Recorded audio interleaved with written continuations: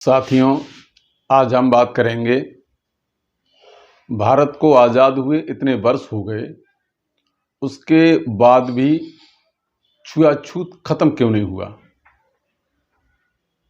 साथियों, छुआछूत खत्म करने के लिए भारत में कानून तो बना, लेकिन वो जमीन पर लागू नहीं हो पाया। और लागू उन लोगों ने भी नहीं करवाया जो लोग इस छुआछूत के शिकार थे। और छुआछूत के शिकार कोई अनपढ़ और मजदूर नहीं है। इस छुआछूत के शिकार पढ़े लिखे लोग, डॉक्टर, इंजीनियर, प्रोफेसर, वकील, अधिकारी वर्ग, नेता, एमएलए, एमपी और भी मंत्री भी इस छुआछूत के शिकार हैं। क्योंकि अगर वो छुआछूत के शिकार नहीं हैं, अगर उन्हें छुआछूत का डर नहीं है, तो वो अपने नाम के आगे अपनी जाति क्यों नहीं लिखते हैं। अगर वो जाति ना लिख करके कोई दूसरा नाम लिखते हैं सरनेम के रूप में, तो इससे ये सीधा जाहिर होता है कि उनको अपमान होने का डर है, इसलिए वो अपनी जाति नहीं लिखते। भले ही वो एक अधिकारी बन गए, वो एक प्रशासनिक अधिकारी भले ही बन गए हों, भले ही वो ब्यूरोक्रेसी में बन गए हों, लेकिन उनके लिए ये जो छुआछूत का है, ये ऊंच नीच का जो डर है, वो उनको भी सताता है। इसलिए जिम्मेदारी उनकी ज्यादा है छुआछूत को खत्म करने के लिए। जो इसके शिकार हैं, जिन्होंने छुआछूत बनाई, उन लोगों को छुआछूत बनाने से शैक्षणिक योग्यता कम होने के बावजूद भी या ज्ञान अर्जित कम होने के बावजूद भी वो जाति के आधार पर अपने आप को उनसे ऊंचा मानते हैं। और इनमें जिनके साथ जो छुआछूत होती है, वो लोग पढ़े लिखे होने के बावजूद, साधन संपन्न होने के बावजूद अपनी जाति बताने से डरते हैं। तो ये जो छुआछूत का जो मामला रहा, वो जो हमारे नेता आए, जो चुनाव लड़े, उन्होंने भी जो चुनाव लड़ा, जो जाति व्यवस्था के शिकार थे, छुआछूत के शिकार थे, जो उन्होंने भी जो चुनाव लड़ा, उन्होंने भी जाति के आधार पर छुआछूत को खत्म करने के लिए चुनाव नहीं लड़ा। उन्होंने भी संसाधन इकट्ठा करने के लिए चुनाव लड़ा। और जिन लोगों ने वोट दिया, उन लोगों ने भी वोट ना तो उनके वर्ग से जो नेता गए उनको, और ना ही जो छुआछूत मानते हैं उनको वोट इस आधार पर नहीं दिया कि आप छुआछूत खत्म कर रहे हैं, बल्कि इस आधार पर दिया कि हमारी कोई निजी समस्याएं हैं, उनको वो कुछ खत्म कर सकते हैं।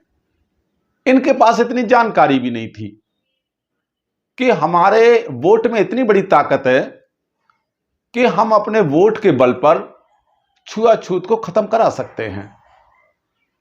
जो गांव का आदमी है, मजदूर है, किसान है या फिर अशिक्षित आदमी है, उनको ये जानकारियां नहीं हैं, तो वो इस लड़ाई को नहीं लड़ सकते थे। लेकिन जो इस चीज को जानते हैं, जो पढ़े लिखे लोग हैं, जो अधिकारी वर्ग में हैं, जो वहां बड़ी जगह पे बैठ गए हैं, जिम्मेदार पद पे बैठ गए हैं, जाकर के एमएलए एमपी बन गए हैं या किसी पार्टी के वैसे नेता बन गए हैं, उनके साथ भी जो ऊंच नीचे जो छुआछूत का मामला रहा, उन्होंने उसको खत्म करने के लिए ना तो अपनी कौम को जगाया और ना ही जिन पार्टियों के वो नेता थे उनका विरोध किया। तो ये इस वजह से ये जो छुआछूत है वो आज भी जिंदा है।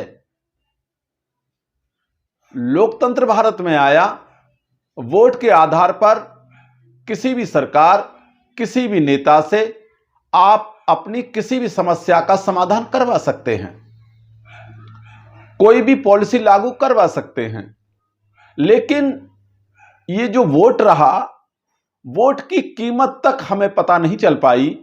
जो वंचित तबके, शोषित तबके के जो लोग थे, उनके लिए ये जानकारी नहीं हो पाई कि वोट हमें क्यों दिया गया है डालने के लिए, इसका अधिकार हमें क्यों मिला है।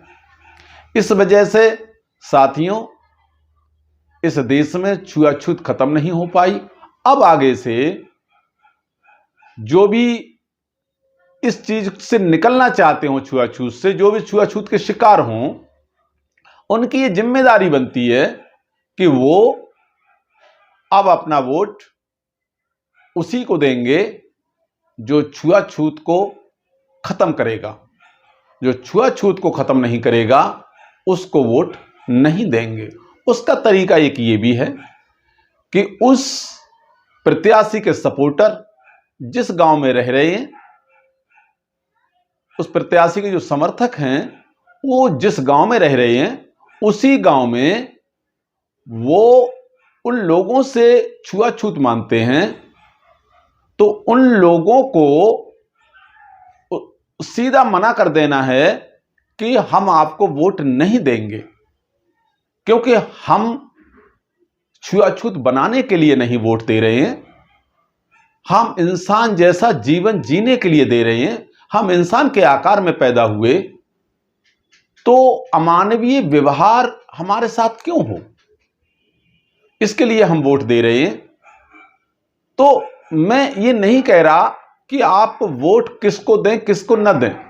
जो आपकी समस्या का समाधान करे, जो छुआछूत खत्म करने के लिए मुहिम चलाए, जिसका छुआछूत खत्म करने का मिशन हो, आप उसी को वोट करें। तो आज के लिए बस इतना ही। जय संविधान, जय विज्ञान। वीडियो अच्छा लगे तो शेयर कीजिएगा, लाइक कीजिएगा, कमेंट कीजिएगा और सब्सक्राइब जरूर कीजिएगा।